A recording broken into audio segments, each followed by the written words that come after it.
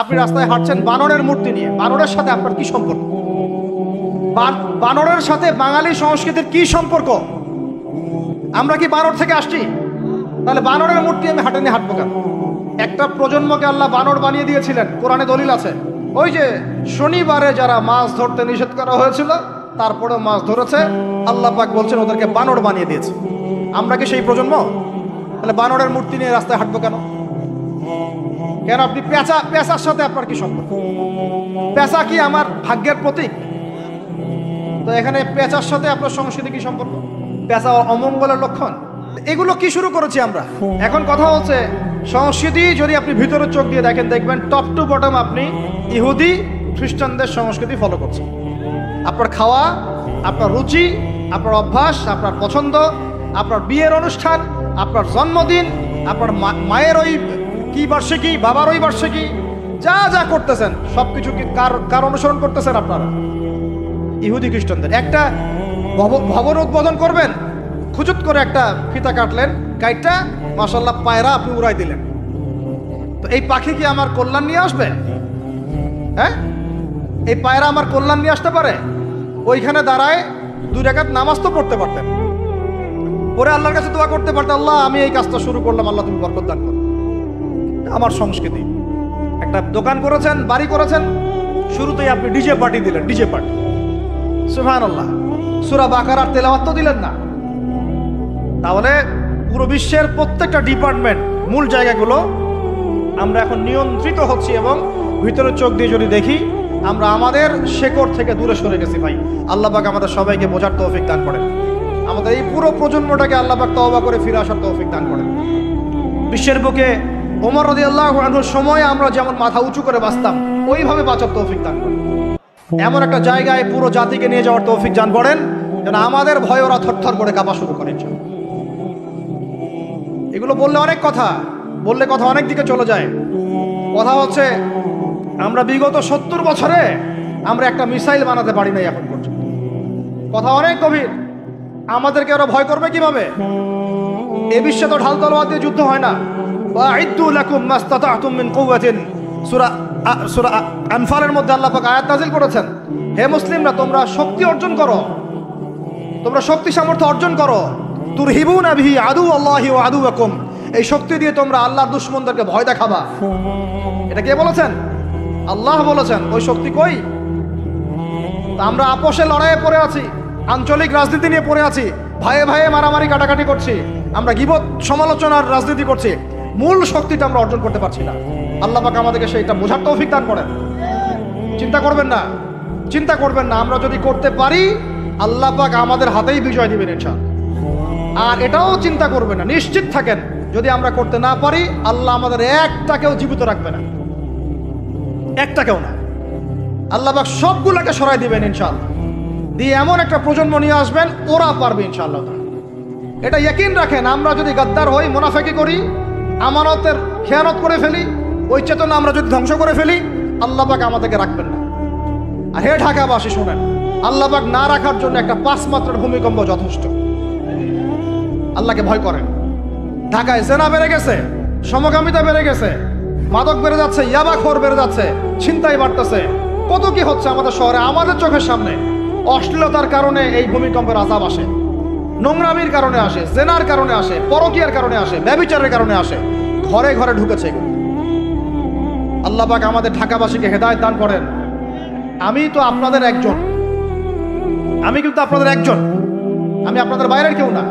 কিন্তু এগুলো দেখে আমার মনটা কাঁদে, কষ্ট হয়। ঢাকা যেমন মসজিদের শহর, এই মসজিদের শহরের মধ্যে এরকম অন্যায় অবিচার ঘরে ঘরে কেমন করে ছড়িয়ে পড়ে? কেমন করে?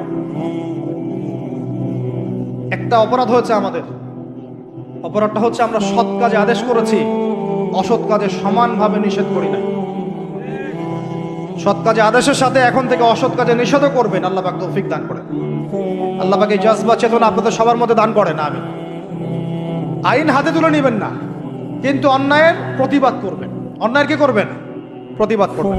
শেষ পয়েন্টটা বলি, ধর্মীয় অবস্থাটা কি? ভিতরে চোখ দিয়ে দেখেন।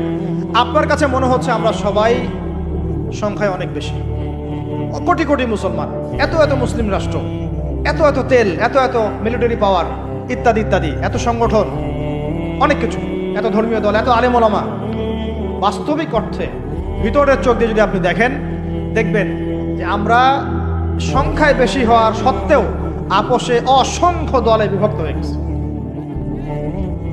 যতক্ষণ পর্যন্ত আমরা ইউনাইটেড হচ্ছি না, ধর্মতাত্ত্বিকভাবে একটা জায়গায় আসছি না, একটা জামাআ ফর্ম করছি না, একটা ইমারা কায়েম করছি না, এবং আমাদের মধ্যে একজন আমিরুল মুমিনিন নির্ধারণ করছি না, ততক্ষণ পর্যন্ত আপনি আল্লাহর রাস্তায় দিন ইকামত করতে পারবেন না। এটা আমাদের মূল সমস্যা, মূল গোড়ার সমস্যা। আর এই সমস্যাটাকে আম জনগণ কোনোভাবে উস্কে দিবেন না।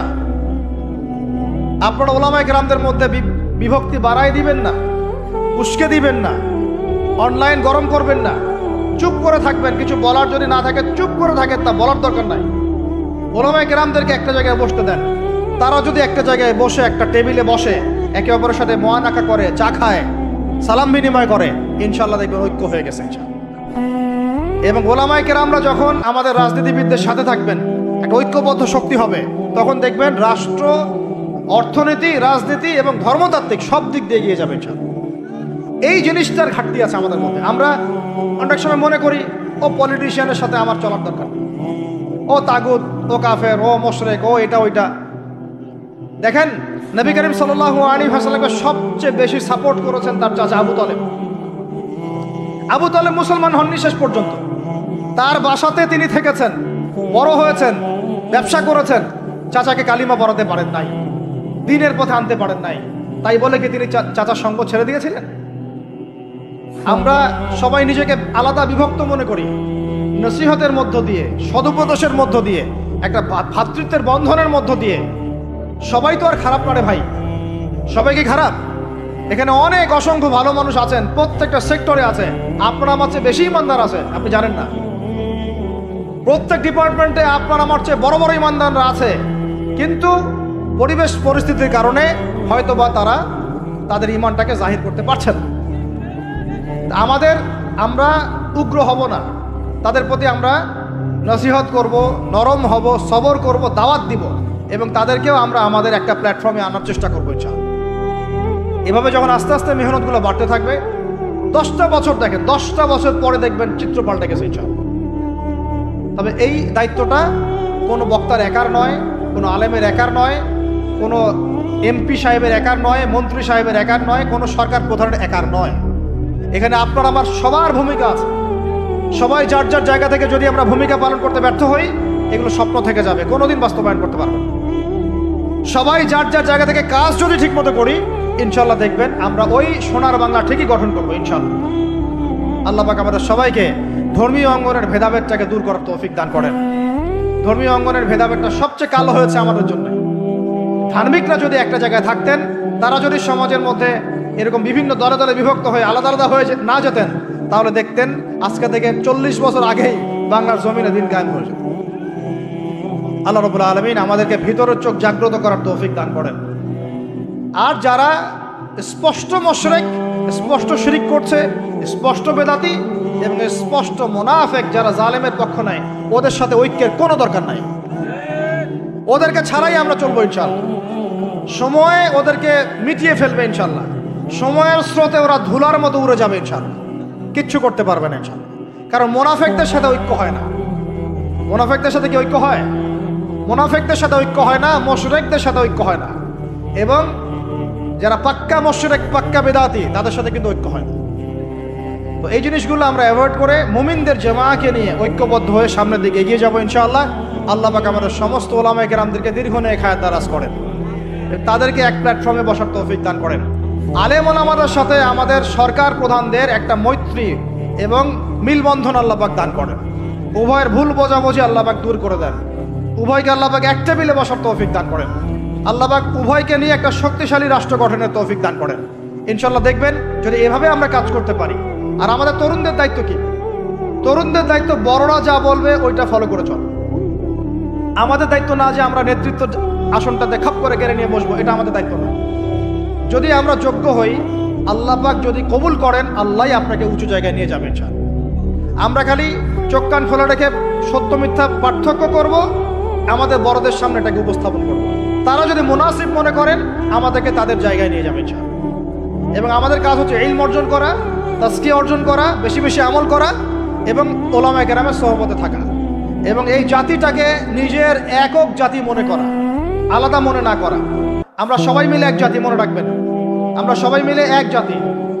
সরকার, প্রশাসন, আমজনগণ, ওলামায়ে কেরাম, যুবক যুবতী, তরুণ তরুণী, আমাদের সন্তানরা, সবাই মিলে আমরা একটা মুসলিম জাতি। মনে থাকবেন ইনশাআল্লাহ, বিভক্তির দিকে যাবেন না, ঐক্যবদ্ধ থাকেন, বিজয় আমাদের হবে ইনশাআল্লাহ। আল্লাহ রাব্বুল আলামিন আমাদের সবাইকে কথাগুলো বোঝার তৌফিক দান করেন। কিছু কথা যদি আমার ভুল হয়ে যায় আল্লাহ যেন মাফ করে দেন, যেগুলো সঠিক সেগুলো আল্লাহ কবুল করেন এবং সেই অনুযায়ী আমাকে আমল করার তৌফিক দান করেন, আপনাদের সবাইকে আমল করার তৌফিক দান করেন। আল্লাহ পাক আমাদের সবাইকে বাইরের চোখের সাথে ভিতরের চোখ দিয়ে দেখার তৌফিক দান করেন। সূরা কাহাফের উপর আমল করার তৌফিক দান করেন। এই জালেম সভ্যতার যে জুলুম, এগুলো থেকে আল্লাহ পাক আমাদেরকে হেফাজত করেন। আল্লাহ পাক আমাদের প্রত্যেক স্তরের মানুষদেরকে হেদায়েত দান করেন এবং আমাদের হায়াতের রিজিকে আল্লাহ বরকত দান করেন। খাস করে যারা নেতৃস্থানীয় ব্যক্তিবর্গ এবং ওলামায়ে কেরাম এবং দ্বীনের পথের রাহাবার, আলেম, ওলামা, মুজাহিদ, লেখক, কলামিস্ট ইত্যাদি, দায়ী আল্লাহ, তালেবে ইলম, আল্লাহ পাক তাদের হায়াতে বরকত দান করেন। আল্লাহ পাক আমাদেরকে ওই দিন আসার আগেই ঘুষে আসার তৌফিক দান করেন। সব ইখতিলাফি বিষয়গুলো ভুলে যান, মুমিনদের সাথে থাকেন, ওলামায়ে কেরামের জামাতের সাথে থাকেন।